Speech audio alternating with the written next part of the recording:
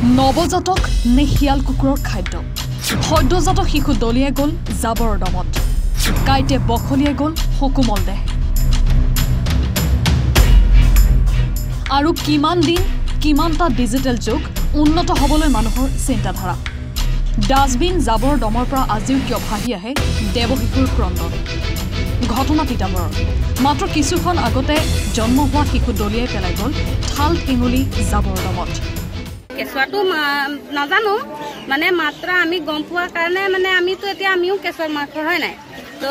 মানে এই জাষ্ট অকণমান দেৰিতে যেনিবা সিয়ে জন্ম পাইছে আৰু সেনেকৈ লাগিছে চাই প্লানি মানে গোটেই গাত ব্লিডিং হৈ আছে না সেইকাৰণে মানে চাই প্লানি এনেকৈ লাগিলে এতিয়াই জাষ্ট হৈছে আৰু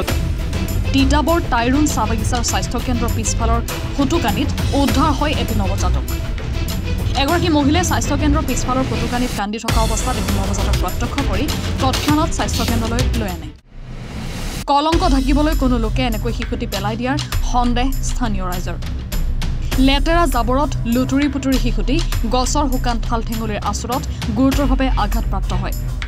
পেলাই থৈ যোৱা শিশুটি সংবাদ মাধ্যমৰ সন্মুখত এটি ল'ৰা শিশু বুলি জানিব দিয়ে উদ্ধাৰ কৰা মহিলাগৰাকীয়ে ঘটনাস্থলীত বান্দৰচলীয়া আৰক্ষী উপস্থিত হৈ নৱজাতক ল'ৰা সন্তানটিক JMCHলৈ প্ৰেৰণ কৰে থানাটা কান্দে আহে মই উঠাই কানে হাস্পাতালে দেই দিলি এনে কেঁচুৱাটো কিমান ডাঙৰ একেবাৰে সৰু ল'ৰা নে ছোৱালী ল'ৰা কেঁচুৱাটো জীয়া আছিলে নে অঁ জীয়া আছে লেটিঙো আছে আৰু কচু গাছ আছে তাতে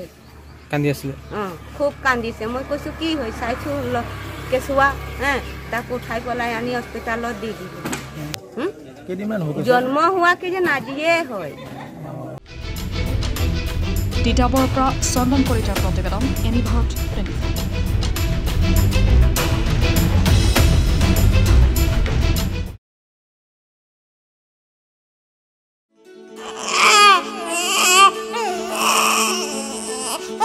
অভিনন্দন আপোনাৰ এজনী ছোৱালী জন্ম হৈছে